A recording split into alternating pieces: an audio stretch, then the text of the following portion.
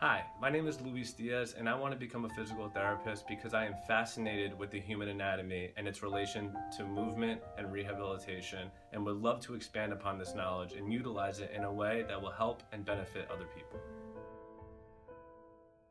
A good example of a time where I persevered through a difficult time would be last year when I did not receive admittance into a physical therapy program.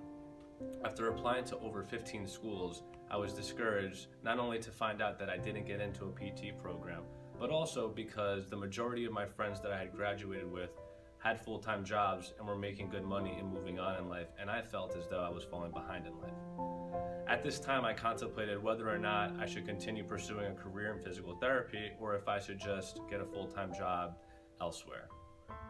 Ultimately, however, I decided to continue pursuing a career in physical therapy because I realized that it's my passion and it's what I want to do the rest of my life.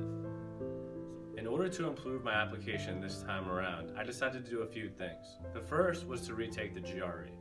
The second was to retake 4 classes, 2 of which I have already received A's in, and the other 2 I am currently taking now and have A's in. The last thing I decided to do was to continue working as a therapy aide at JAG Physical Therapy, where I initially started off as a volunteer and worked hard as a therapy aide in order to get a full-time job offer recently by the owner of JAG Physical Therapy.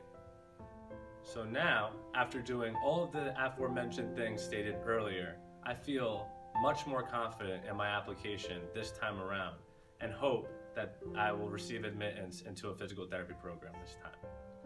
Body language and communication are an integral aspect of the field of physical therapy and is definitely something that I feel comes naturally to me.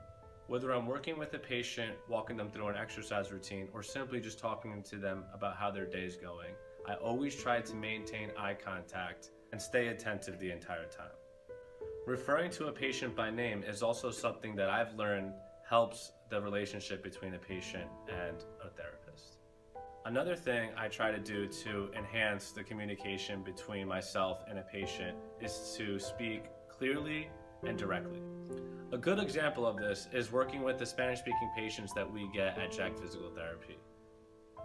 Because of the fact that we've been recently getting a large amount of Hispanic-speaking patients, I took the initiative to continue learning and build upon my knowledge of Spanish, and I've been working and improving my Spanish each day when communicating with patients. Another thing that helps, especially when working with difficult patients that may be a little impatient, is being nice, extra kind. That goes a long way. The last thing that helps in communicating with a patient is understanding what you're important to understand the mechanics that go into perfecting an exercise.